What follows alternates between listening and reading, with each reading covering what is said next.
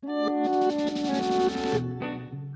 to Fandom Friday, a podcast series devoted to various fandoms brought to you by the Ocean County Library's Fan Nation Committee. This podcast series is part of Fan Nation, the Geek Extravaganza, which is our annual all-ages library convention. This year is our 10th anniversary. You can join us on Saturday, October 4th, 2025 from 10 a.m. to 4 p.m. at the Toms River Branch for all the fandom fun. In the meantime, my name is Cecilia. I'm a teen services librarian. And joining me today is... My name is Hope. I am a adult services librarian in Toms River. And my name's Casey, and I'm a teen services librarian in Lakewood. For today's Fandom Friday episode, we will be discussing vampires. We'll be talking about a brief history, either our own or the general history of vampires, and then we will be discussing what everybody wants to hear, our own book recommendations and media recommendations. So first off, let's go into the history of vampires, which I think Casey is our resident expert. Yes, my name is Casey. I love vampires. I already introduced myself. I don't know why I'm doing it again, but I've been a big vampire fan for forever. So let me start off by saying that vampires are present in every culture. It's not just in English speaking cultures or whatever. They may have different names or may have slightly different variations of what they can and cannot do, but they are in every culture. There are some people in history that also kind of get a rap for being quote unquote vampiric. One of the most notable is Vlad the Impaler, who is supposed to be who Dracula is based on. He probably would not like his representation because he was a very kind of Christian guy, but he did, in fact, impale people on spikes and was a very cunning warlord, but he probably would not like the Dracula representation. Another one is Elizabeth Bathory, who was a countess who bathed in the blood of young women that she would kill and then drain them and bathe in their blood. Historically, literature-wise, the first vampire story ever told in written format that is not like a myth was Carmilla. Carmilla was written by Sheridan Le Fanu, and it is a story about a girl and one girl and another girl who is a vampire that comes to her house, and it is often cited as the most LGBTQ in the first representation of LGBTQ plus in the vampire community, which goes spiraling on and on and on. And then after that, the most famous example is Dracula, written by Bram Stoker in the late 1800s. He obviously wrote the vampire that we all think of when we think of vampires, whenever Dracula. Every movie, every adaptation after that seems to stem back to him. All the rules in pop culture, all the vampire movies for a long time, even including Nosferatu, which was made in 1922.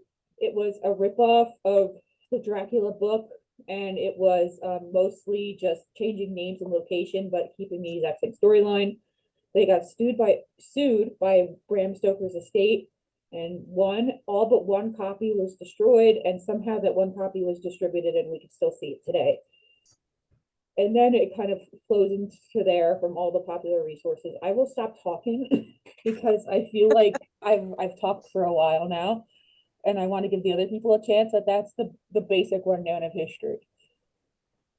Yeah, I've always liked vampires too.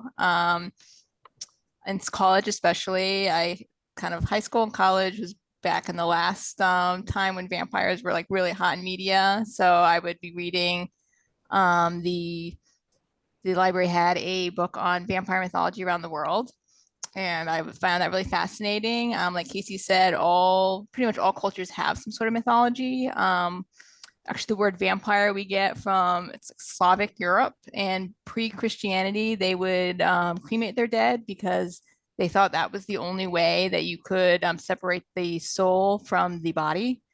And in a similar vein, I love like ancient Egyptian mythology, and I didn't realize until I was just looking this up recently that they had their own like vampire lore. At least I would call it vampire lore, where you had the goddess, I'm gonna butcher her name, but I think it's pronounced Sekhmet, where Yeah. she drank blood, and so I would say that makes her a vampire. And also the spirits, you had the Ka that would leave the body, and if you didn't give it the right sort of offerings, it would leave the tomb in search of blood. So that I thought was pretty amazing, because when you think about vampires, you don't really start with Egyptian mythology. Mhm. So Cecilia, do you have any cool vampire knowledge? So the reason I like vampires is my mom and I and my sister, we always watched like Buffy the Vampire Slayer. That was like our go-to family program show. Uh, and then, you know, as the years went on, other media, Twilight, which I'll talk about later as well. The I really like that it kind of like vampire mythology like verges on it could be something like romantic. They have like the romantic aspect, but also it is monstrous and they can kind of coexist within each other. Um, yeah, I'm not the history expert when it comes to this podcast.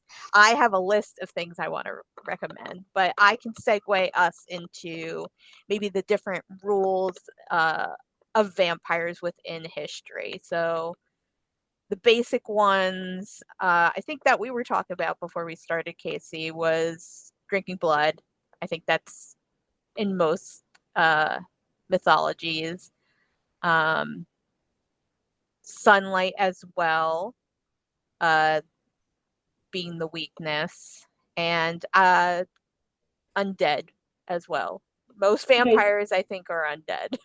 I will say for the sunlight effect, the original Dracula was able to move around in sunlight. It was in Yes. Nosferatu in 1922 that was introduced, that they can't be in sunlight at all. Yes. But Dracula, when it is sunlight, he's stuck with whatever power, like normal levels of power, and like he's He's stuck in just a any guy. form that he was stuck in. Like if he was a wolf, he has to Or stay a wolf.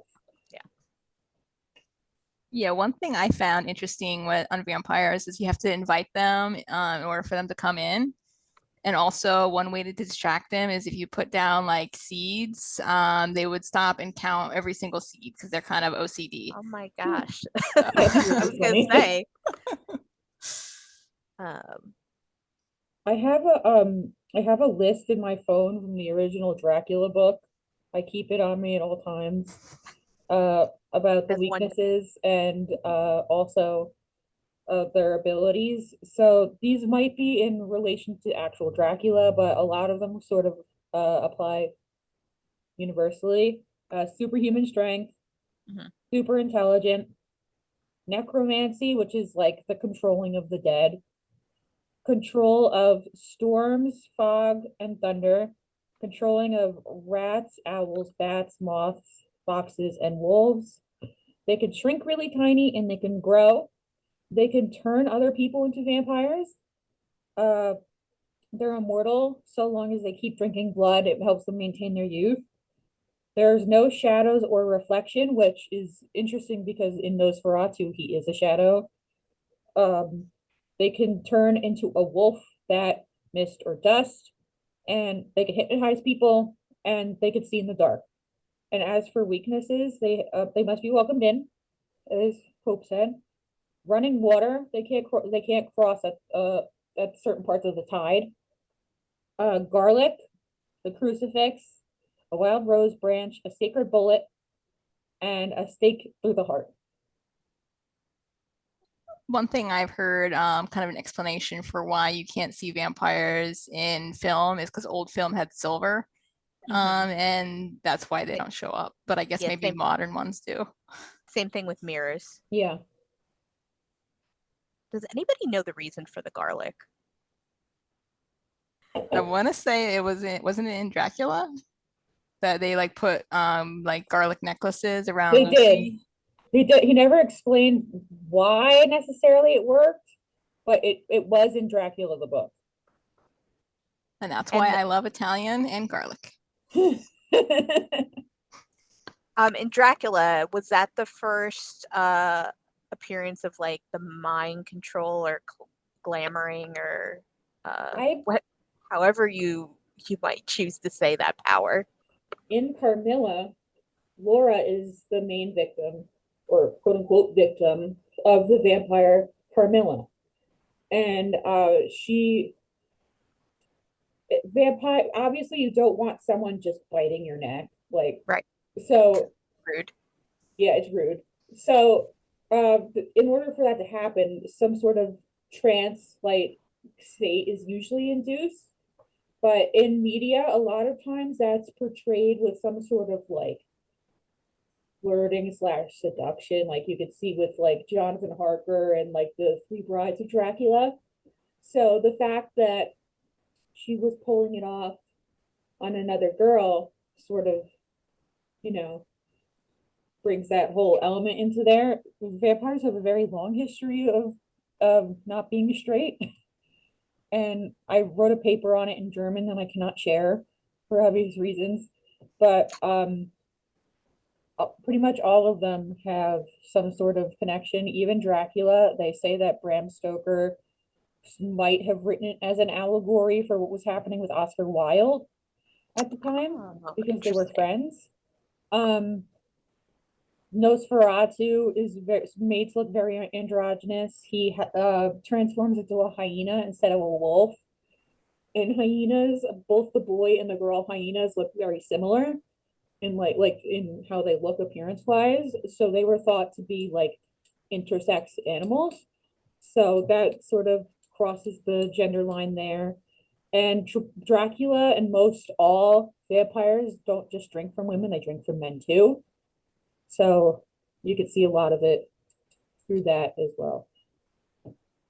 Yeah, and I know we'll get to the media part in a second, but like I remember watching True Blood, and that was like a whole storyline of like the drinking of the blood was like an experience in itself, which is it's always portrayed kind of that way. Is there anything else we will need to want to talk about the history or the rules of vampires before we move on to the next section? The only other thing I could think of is I think Hope mentioned this with the burying, with the cremation.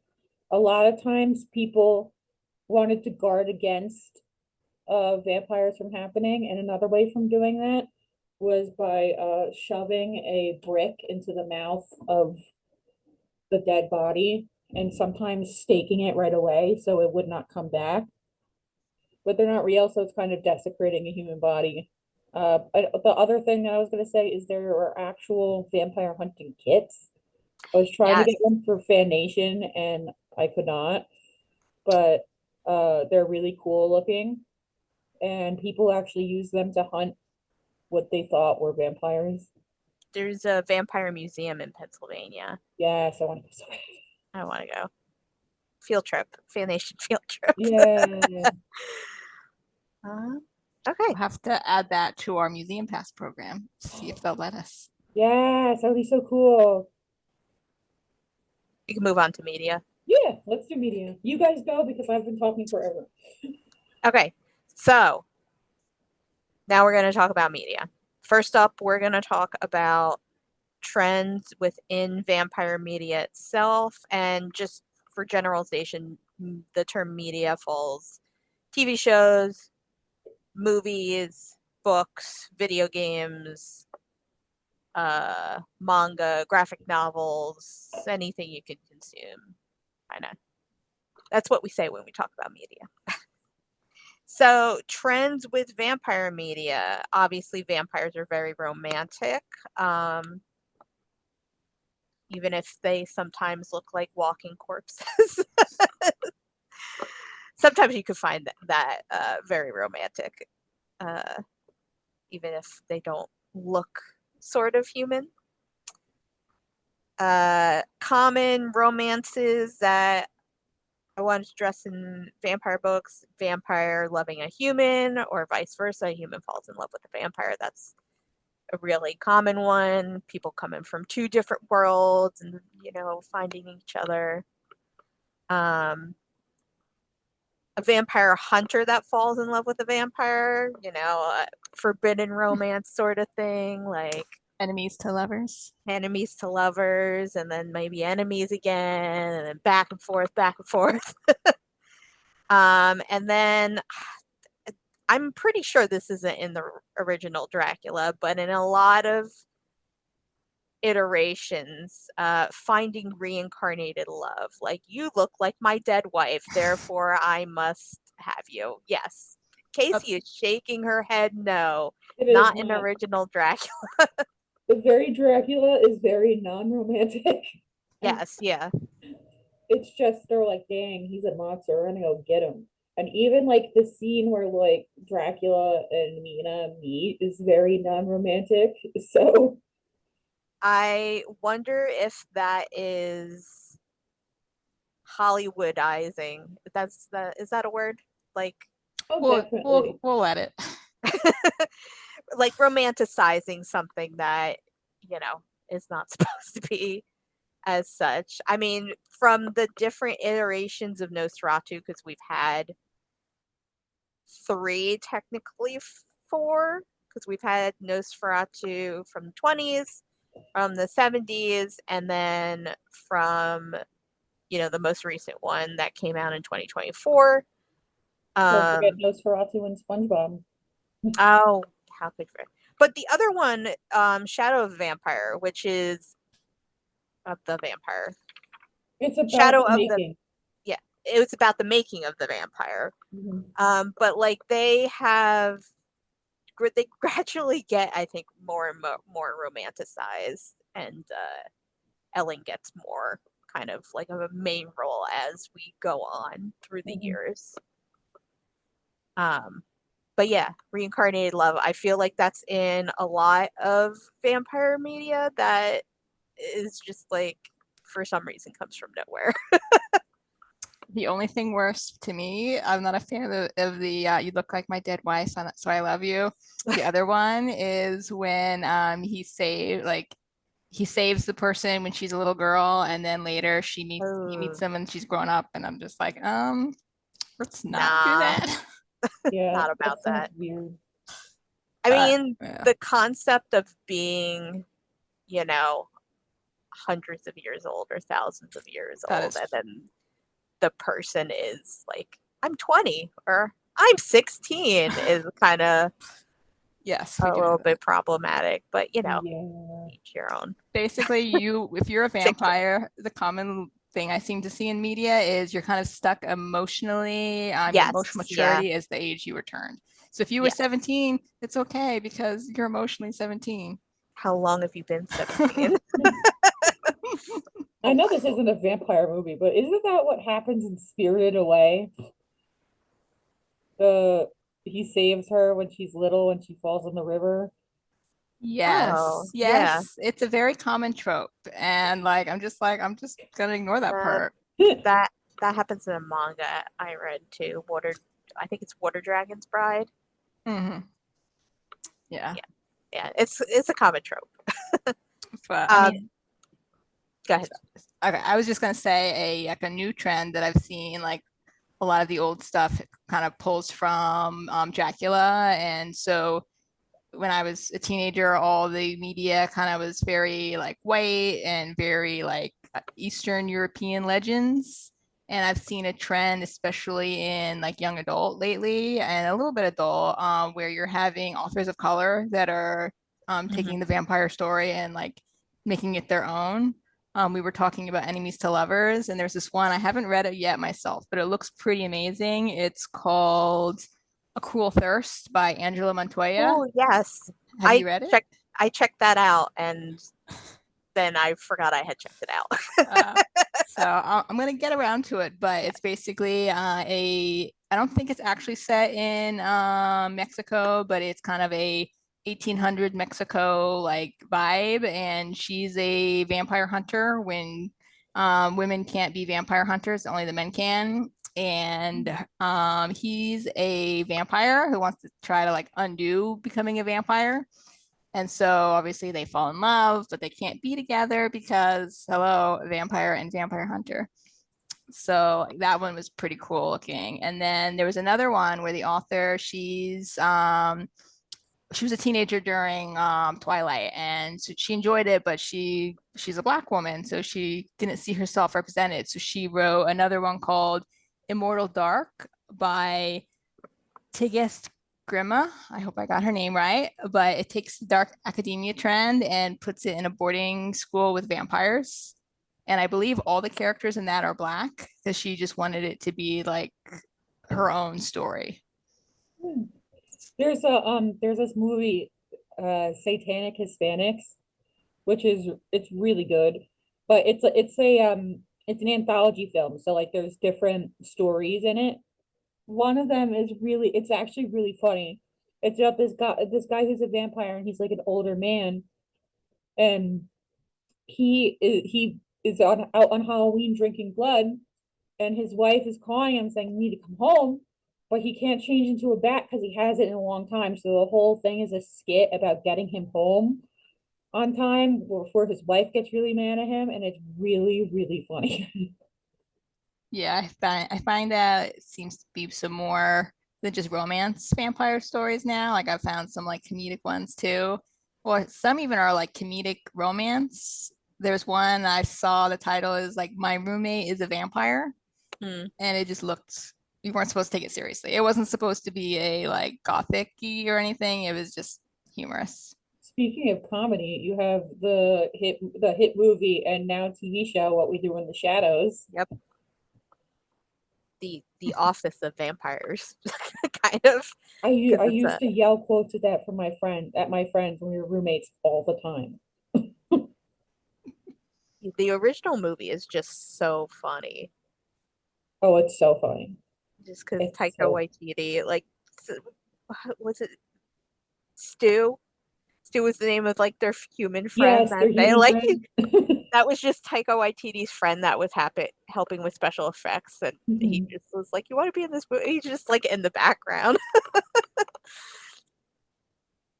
just like generic human guy. And like in the movie, they're all kind of tropes of different eras of vampires, which like Mhm. kind of like it, like if you're in the know, you know, kind of situation. Yeah. Viago's like a dandy. Hmm. Um, what's their name? Vladislav is like the Dracula. Hmm. Deacon is like the more edgy.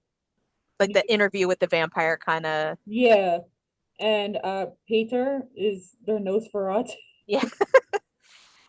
And then like the vampire that gets turned in the movie is Nick. kind of goes into the Twilight kind of aspect of it. Yes. Um, I feel like this is more within the last like 100 or 200 years trend wise. The vegetarian vampire, the vampire's like, I don't want to drink human blood. I want to drink from animals and be a good vampire or whatever. They've also made vampires that don't drink blood at all, but drink different. Like they have the Oh. social vampires Mm. who Oh like yeah, feed in off What We Do with the energy. Shadows. Yeah, the energy vampires. Which is like I've watched like documentaries on like the real vampires or whatever, and like those are actually a thing, like energy vampires. And then I saw it in What We Do in the Shadows. I was like, oh, they're Mhm. copy off of real life, quote unquote. Or Or Marceline who drinks the color red. see, this is why I have to finish the show. I've only watched the first season, but Oh, I there love was a, the movie. oh, sorry, I was gonna say, there's another somewhat recent like comedic vampire book that I read. It was on Hoopla, and it was in the same vein with vampires not wanting to drink blood. It was Licensed to Bite, and it's set in New Orleans. And if you're going to be a vampire, you have to have a license. Otherwise, the board is going to stake you. And she hates the sight of blood. She faints at the sight of blood. but she's in a car accident, so she gets turned by a super attractive vampire into a vampire, and she's like, no, I'm not going to drink blood, you can't make me. So like the whole thing is how she's trying to like trick the board into letting her get licensed, even though she's never actually going to like bite a person and drink blood. That's so funny. Another trope that I thought of was vampires versus werewolves. Oh yeah, like Underworld. That's Mhm. completely the entire plot of that series. That is true. That's why I was kind of surprised. I had forgotten Dracula could turn into a wolf or Yeah. controlled wolves. Oh my God, he's also a werewolf. That's crazy. I'm sorry. No. I think Casey's brain just exploded. It's a major plot point too. Like he turns into a wolf to make another wolf escape and then kill someone. Like it's a whole plot point, and I somehow never put two and two together. Yeah, the Vampire Diaries TV show, they also had someone who was like a vampire werewolf like hybrid or something. Hybrid, yeah. Twilight. Twilight, yeah. That's a common. It's a they kind of like they hate each other and then they like gotta work together. That's like same thing with the vampire hunters and The the vampires. vampires. Or Yeah. even What We Do in the Shadows, when Yeah. they're fighting and they're like, we're werewolves, not swearwolves. The other trend I kind of have on here, more recently they have been showing vampires as monstrous. I feel like vampires go into a trend, like they're kind of like good looking and then like we're monsters, and then we're good looking and then we're monsters, and then sometimes you could be both, And sometimes you just sparkle. and sometimes you just yeah, that was more the good looking trend. But I was noticing now with like Nosferatu and Sinners and stuff, they're kind of getting that more like look to them where they got like the teeth and they're just decaying corpses walking around that can barely breathe. Also, The Last Voyage of the Demeter. Yes, yeah. He's very, very vampire, like not human and pretty. Well, I think one of the first like vampire makeup ones that I like personally remember is when they vamp out in Lost Boys, because they look, normal guy, and then like when they're feeding they vamp out with the scrunched up face and they almost look like bats kind of. Mhm. That is actually where Josh Whedon and like the makeup team for Buffy the Vampire Slayer got their kind of idea for what their vampires were going to look like. I love that movie. Yeah. This is a great movie. I think Lost Boys is like one of the we'll segue into our recommendations where we'll just talk about books and media at you and at each other. But yeah, The Lost Boys is one of my personal favorite vampire movies. It has one of the best openings ever with the Yes. guy with the saxophone. Yes. I've heard rumors like people like to think like he was a vampire hunter or whatever, like even though he's in the movie for like 5 seconds. It's got great music too in that movie. If it's your opening scene and you got some dude, he's got to be important. Yeah. But that's one of those movies that has that kind of trope of like we're new in town and then like he meets the girl who's a vampire and she he falls in love with the vampire girl and then he wants to join them because he wants to be close to her. And it's kind of romantic, but it also got you have like kind of two separate storylines going on with his little brother who meets like the vampire hunters who are children who are gonna hunt vampires, and you find out like, oh, we've never actually hunted vampires, we just know this town is full of vampires.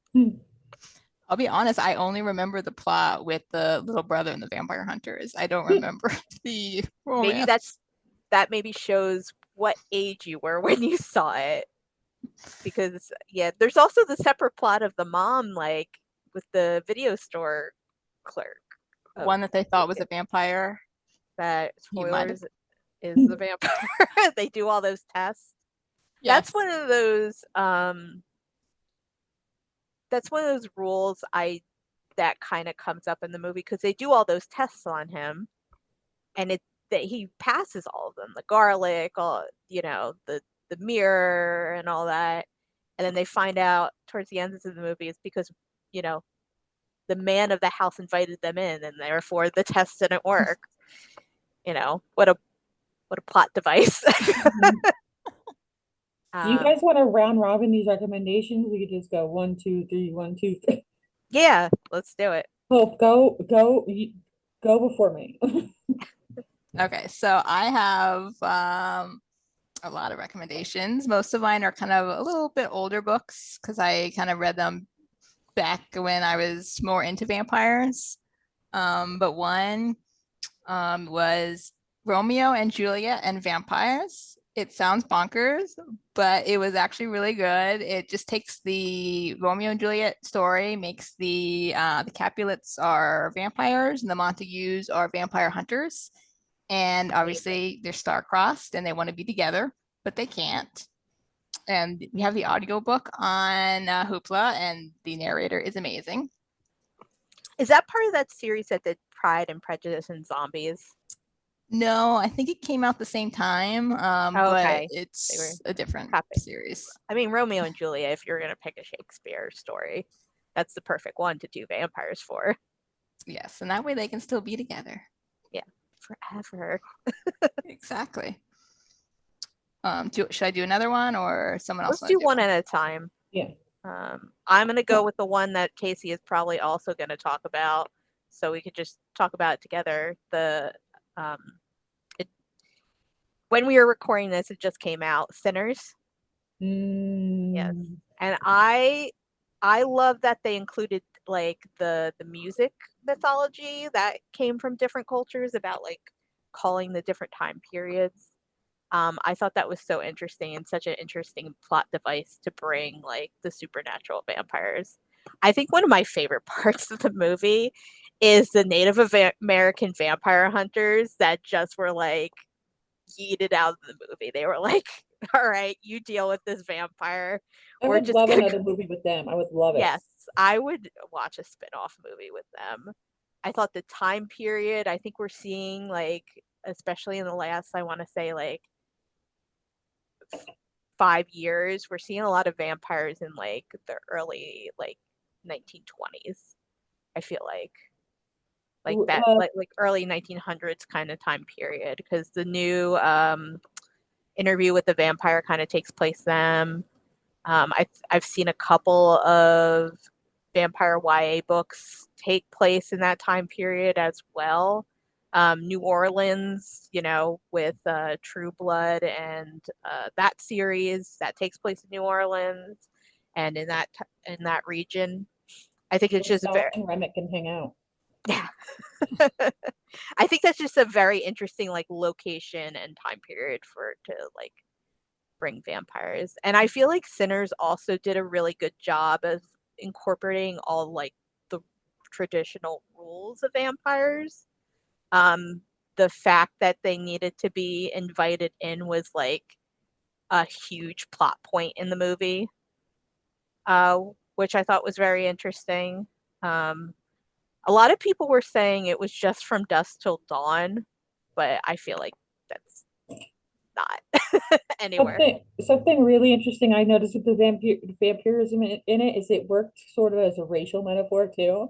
Mm-hmm. And I was talking with my friend, and I was saying that Remick's style of racism is very similar to the racism of the people in Get Out, where they're saying they're not racist, but they're using Black people and their abilities and their everything, their ideas, their music, and they're sort of using their bodies in order to do what they want still. So like in Get Out, you have the old guy who he wants to shoot photography and he admires Chris's photography. So he thinks, oh, if I take his body and his eyes, I'll be able to shoot good photography again. Or there's Remick who's like, I miss my people and my music. So if I have Sam, I'll be able to have my people and my music again. Like it's it's a very vampirism itself can be very possessive in a type of way, and it just sort of highlights the sort of racism inherent in it. It's really good. Yeah, I think you can use vampirism for any kind of metaphor. I think that's kind of what it was for when it was in different cultures and whatnot. Um, do you want to recommend one, Casey? I talked about Yeah. Sinners for way too long.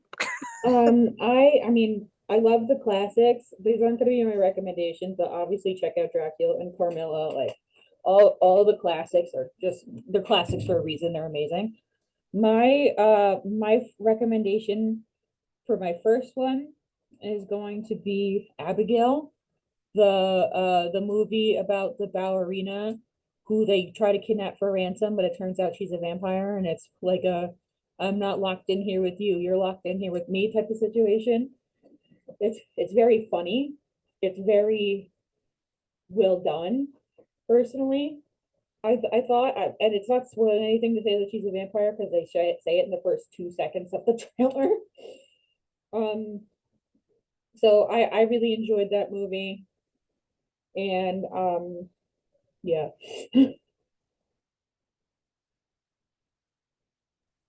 Okay, I guess another thing media I liked, it's another book. It's called Darkness Calls by Caridad Pinheiro.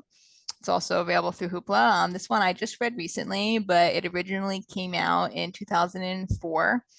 And it's a paranormal romance where the female main character is an FBI agent who's tracking a serial killer who picks his victims from a nightclub called The Lair, which is run by a mysterious guy named Ryder, who, of course, is a vampire. Caridad had originally published this with Harlequin, and now she republished it and she got the rights. But one thing that makes it kind of unique for its time is the female main character is Latina. And this is, 2009 when you didn't have a lot of Latina leads. And it just had like a lot of the classic vibes that I really enjoyed from back in the day, where you have the romance, but the strong female main character, because this is the period when a lot of paranormal romance was really big, which I really enjoyed as a genre. And I'm kind of sad it is kind of like smaller than it used to be. But that's one that I liked. And also as a plug for FanNation, we are having that author doing a workshop on self-publishing. So if anyone's interested in that, make sure you come to FanNation. That's so cool. So the one I'm recommending is Being Human. Being Human was originally a British TV show that they remade in America. It's basically a roommate show. A werewolf, a ghost, and a vampire all live together in the same house. The ghost haunts the house, and the vampire and the werewolf kind of end up together, and like what shenanigans they get into. It's more drama than comedy, but they go into their backstories, their relationships. There's the mystery. I've only seen the US one, and they're a little bit different. Like the characters' names are all the same, but they're played by different actors. Um, I know in the British one, the vampire is played by Aidan Turner, which kind of got him his fame. And then in the American one, it's Sam Witwer, who is also the voice of Darth Maul and the Emperor, and does many Star Wars things.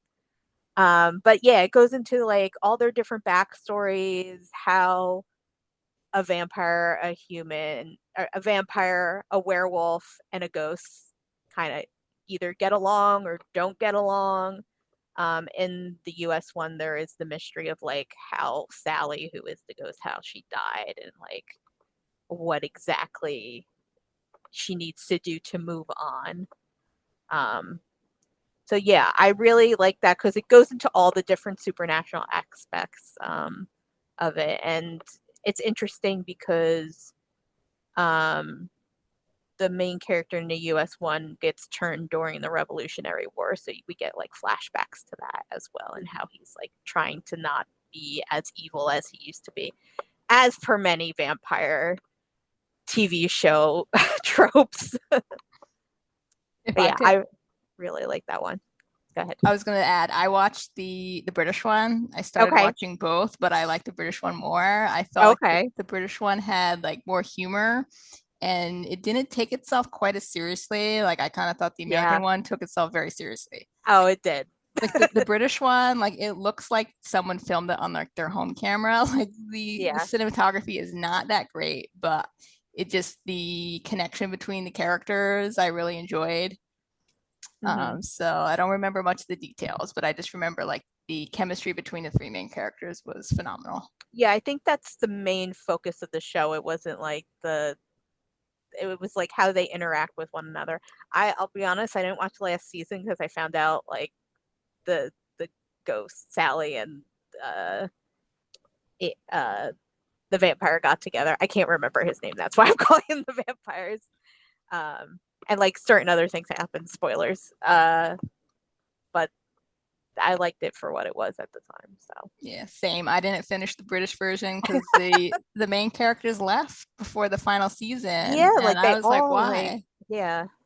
I mean, they went on to bigger and better things, but I didn't appreciate how they took them out of the show. Yeah.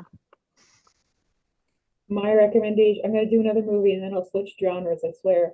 My new favorite movie is the one I discovered after abandoning my family on Christmas. I saw Cecilia there too. Yeah, we accidentally saw it together. Yeah, and the movie I'm talking about is, of course, the 2024 Nosferatu. Fantastic movie. I almost called him Ari Aster. Oh my God. What's his name? Warlock? No, the director. Oh, Robert Eggers. Robert Eggers, thank you. For some reason I wanted to say Ari Aster, but it's not him. Robert Eggers does a fantastic job researching with historical and like historical accuracy and feels in his films. And as someone who loves and prefers the classic sort of vampire, it just, it hits so nice. And it's just a visually stunning film. The acting is phenomenal. The story is what you might expect. Oh, it's so wonderful. I could go on and on and on. But yeah, Nosferatu 2024. I'll go on for you because it's also one of my favorites. This is not going to turn into a Nosferatu podcast, I promise. It could very well. I really like, because a lot of times you forget that vampires are dead. And Orlok looked like he was literally decaying as you were watching him on screen. The last shot of him in the movie looks like a corpse because he is just a living corpse, and he has that, like, that raspy voice that Bill Skarsgård does like phenomenally. He just sounds dead, and I really appreciated that. Do you know that the wolves in that movie were real? Yes, yeah. And they nearly killed Nicholas Hoult. their owners like made him like Bill Skarsgård. I don't know how they did it, but like when they were near him, they were like normal. But as soon as Nicholas Hoult came, he was like, I thought that they were literally going to kill me. Like my urgency was not faked. I mean, how can you act like, like they're not going to kill you? No, they definitely, if they caught him, they might have.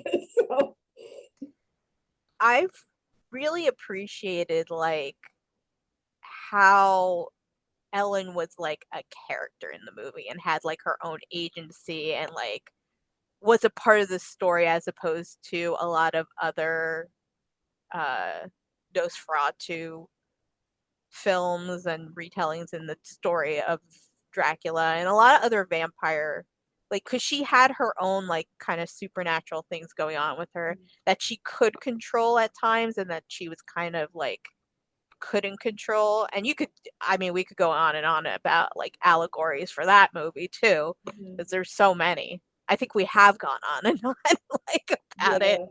Yeah, Dracula itself does not really pass the Bechdel test. But Yes. Yeah.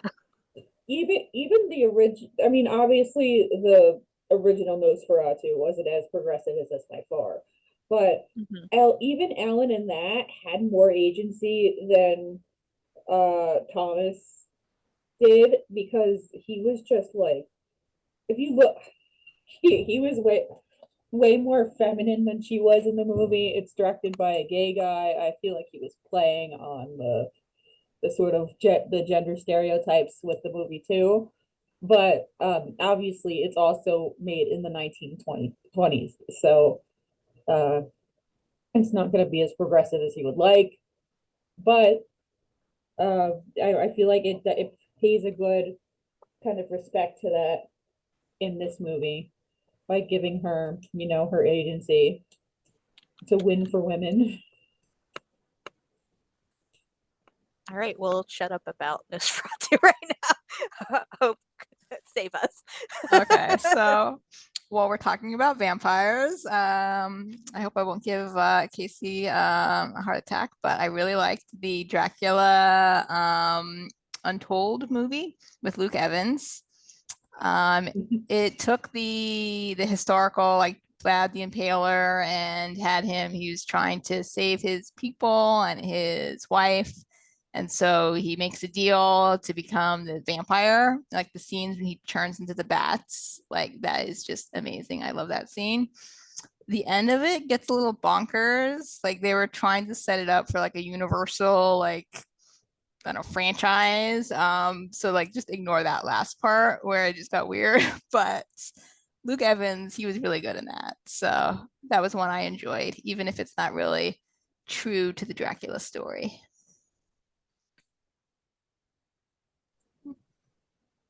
I'm gonna go I wish round. you guys, I wish they could see the faces I made. They were normal, I swear. I'm gonna just round off with some manga. Vampire Knight is one that I read until it got a little weird. Hope is making a face now. Until it got real weird, but the concept of it was a vampire, there's a day class, which is the humans, and a night class, which is the vampires. And I think that they don't know that they just think they're very attractive looking students that come to school at night. They're not like they're vampires. But then there's Yuki Cross, who is the daughter of the headmaster, who kind of controls, like, make sure things are like in order. And of course, there's a love triangle and whatnot. And I hope it's again making the face. My goodness. It But got yeah, bonkers. it got real bonkers. I will warn you. But if you're into that kind of stuff, getting real weird and like mystery things coming to light and whatnot happening, and vampires can get real weird when you're 1,000 years old and life has passed you by for a very long time. People keeping secrets and whatnot. So I did not like the anime, but that's besides the point. I really like the illustrations, I'll be honest. That's kind of what I was really, really reading it for, because it was really pretty. And It, maybe the love triangle between like the guy that hated vampires but was like Zero, who hated vampires but he was a vampire, but you didn't know that at first, but that comes to light pretty quickly. Um, and like the most beautiful vampire that's in the other class, so that's her obvious love triangle. But the one that I just read, I just started today. You can't see this because this is a podcast. But Otaku Vampire's Love Bite. It's a YA book, so for teens. It is about a modern vampire, Hina, who drinks from blood bags and not from humans. She's never been a human in her life, but she's been a complete shut-in for over 30 years, and her dad's very worried about her because she's been a shut-in. But then she discovers a vampire anime, and she falls in love with one of the characters on there. So obviously she like scours the internet trying to find other people who enjoy the show with her, and goes on an adventure to like meet new friends and whatnot, and probably maybe not bite people and continue to be a vegetarian vampire. Yeah, those are the two manga that I would recommend. I will finally recommend a book. I was looking up the author. I recently read Blood on Her Tongue by Joanna Van Veen, which is technically, legally speaking, not a vampire, but it also is. So, depending on how you define vampire, it's pretty much like a vampire. I don't want to. Anyway, so the book is about the main character Lucy. They live in the Netherlands, and it's set in the 1800s. And she gets a letter from her brother-in-law saying that your sister is like really ill, and you need to come help nurse her to health. And this comes after they find a bog body with a brick shoved down its throat, and she cuts her sister cut her hand on its tooth. So there are it's very, very good. I don't want to get too much more into it because I don't want to spoil anything, but it's so good. And it is a sapphic novel, not for children, but very good. I guess it's my turn to recommend a title again. Yeah. I'm going to recommend a whole series, actually. The Dresden Files. Oh, nice. It's not just vampires, but you definitely have vampires. You have like energy vampires, and then you have like succubus vampires and more traditional vampires where they glamour themselves to look pretty, but they're actually like hideous. And the newest Dresden File book is coming out in January. So you have time to start the whole series because that's book 18. So you will have a lot. And for the Buffy fans, the audiobooks are narrated by Spike. So that's the only thing I knew about them. But yeah, basically he's a wizard and in Chicago, and he's in the phone book. You can tell when the books started because there were phone books back then. And he's a private investigator, and he takes on cases that involve the supernatural. So you have, sometimes there's fae, sometimes there's werewolves, and sometimes there's vampires. Okay, my list is very long. So I'm going to try a book because I feel like I've been recommending a lot of movies. So this one I've actually read. I mean, I read all the other ones and watched them. But I feel like this is very underrated, which is why I'm talking about it now. It's called The Lost Girls by Sonia Hartel. The description, which I feel like just describes it perfectly, is John Tucker must die with a feminist girl gang of vampires. So our main vampire is Elton, who every, maybe couple centuries, couple decades, he meets and falls in love with a human girl and turns her into a vampire. He's been doing this for a while, so you might imagine he has a lot of ex-vampire girlfriends. The main character is Holly, who got turned in the 1980s. She has kind of become friends with other exes of Elton's after she was abandoned. So she becomes friends with Rose, who he turned in the 1950s, and his fiance Ida, who was turned in the 20s. They're kind of maybe lightly stalking Elton because he's got his eyes fixed on another girl. Except this girl is someone Holly falls in love with. So you got kind of like a love triangle, and she's trying to convince her like he's no good, he sucks, literally a little bit. Don't fall for his tricks. So you got like kind of a sapphic vampire story going on where like they're all trying to be like, we got to get rid of this guy before he does this to another girl. I'll recommend a TV series.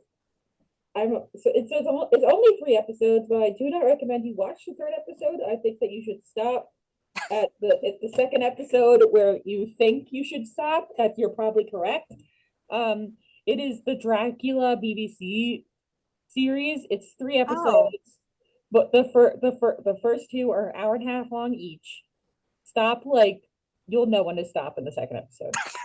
But the first 2 episodes are phenomenal. Like they're like the Dracula in that is like, oh my god, he is played by plays Bang. And I love him. Like his Dracula is just like perfect. And it's pretty much it's pretty much Dracula with the main difference being that Agatha is uh the sort of Van Helsing of the story. oh, And cool. so it's not Van Helsing, it's Agatha Van Helsing instead of Abraham Van Helsing. But she is actually a character in the book, but she's in it for one chapter where she's at the hospital where they nurse Jonathan Harker back to health. So, but she becomes the main kind of vampire hunter, and it's a fun show. It's funny. It's disgusting. It's wonderful. He's an amazing Dracula. On the there's like this character scale that I've seen where it's like when the kids say I want to go to McDonald's. Do you guys know what I'm talking about? Where it's like there's like it's like a triangle. It's a graph, and they put different characters on it based on like what their reaction is. Like, oh, we have chicken nuggets at home. Okay, I'll go pull over. And then the third one Oh, okay. is sure, we can go to McDonald's. Pulls up, gets a black coffee for himself, and leaves. And that, my friends, is where this Dracula is, and I love it. So, um, yes, I recommend the first 2 episodes of this TV show, minus 5 minutes at the end of the second episode. I think we all know shows like that are amazing until they go off the rails. And you're Yeah. like, just watch it until it goes off the rails and just stop. Because you guys know they're the same people who made the Sherlock BBC show. Yeah. I So you remember. So I remember there was a big thing going around with the advertisements I think they were doing in LA, which was the stakes in it. yeah, And like when it turned like a certain when the sundown it went a certain way, it would make like the image like because the shadows made that certain image or whatever. I saw that meme like going around a lot and I was like, oh, maybe I should watch this. And then I didn't. yeah. The first 2 episodes are so good. Um, it's made by the same people who made Sherlock. And as you may or may not know about Sherlock, that is set in modern times, and that Hmm. may or may not give you a A hint hint. to why I don't like the third episode. But yes. I guess I will recommend a TV show now. It's an older TV show. It's called Moonlight. It came out in 2007 and it stars Alex O'Loughlin. You might be familiar with him from the reboot of Hawaii Five-O, but it's baby Alex in this one, where he is a vampire. He was turned, I don't remember exactly when he was turned, but basically he didn't know his wife was a vampire until she turned him. And now he's a private investigator. And each episode, he's kind of solving different crimes. And you have like a whole, I don't know if they call them coven, but you have like all these other vampires too. Like they have like these secrets, like they exist, and they even have like cleanup crews. If like a vampire messes up and like kills people, like drinking their blood, the cleanup crew comes in to like make sure they all stay secret.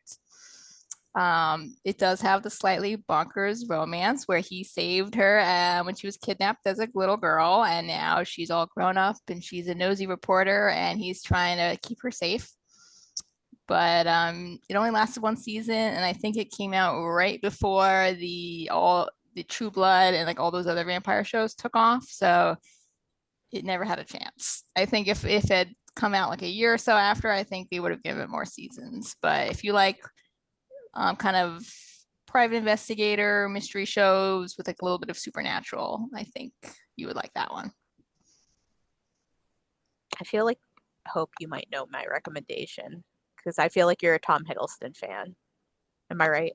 Yes, I know what you're gonna say. Okay. Is it? Why do you assume I'm not a Tom Hiddleston fan? But I just know for a fact Hope is Tom Hiddleston fan. Only Lovers Left Alive. It goes. There's not really a plot to the movie. There's as I was like looking it up on Google, one of the questions is, what is the point of Only Lovers Left Alive? So I don't think whoever wrote that didn't understand. I think the whole plot was an allegory about Yes. how they have to drink blood to survive, but drinking blood will kill them. And loneliness too. That is true. Like companionship, because Tom Hiddleston plays the main character Adam, and then his lover in the movie is Eve, and they come together, they grow apart, they come together, they grow apart, which is an allegory for like our own relationships, except it's vampires. Then you have the young vampires in the movie. I never say her name. Is it Mia Wichow? I don't know. She was in Alice in Wonderland. That's all you need to know. But it's Eve's younger sister who comes in and kind of causes chaos. But it's really about like the same thing with Being Humans. I'm learning, like, I just like the character study of vampires, and I don't really care about the plot.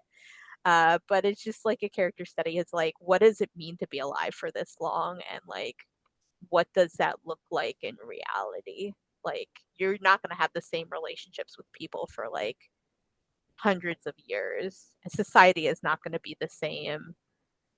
Things are going to change, and you'll grow apart and you'll grow back together, and like, watch the movie to see what exactly happens between everyone in the film. I'm going to recommend another movie, which you reminded me of by talking about the sort of relationships of vampires. And that movie is Renfield. This one recently came out. It's hysterical. It is also with Nicholas Hoult. And he plays Renfield, who in the novel and in many adaptations is Dracula's kind of like henchman type of guy. What you might call him, but he's not a very good henchman because he's stuck in an insane asylum. Anyway, Nicholas Hoult plays Renfield in this, and he's been helping Dracula out. Dracula's played by Nick Cage, who does an interestingly amazing job at this. And he joins a support group because he's like, this isn't healthy. My relationship with Dracula is not healthy. So he's trying to get away from him and branch out and embrace his humanity. He becomes friends with this lady cop whose name I can't remember, and is using that friendship / romance to kind of get out of Dracula's thrall and into like a normal life for himself, but like a non-toxic sort of lifestyle. And it's really fun.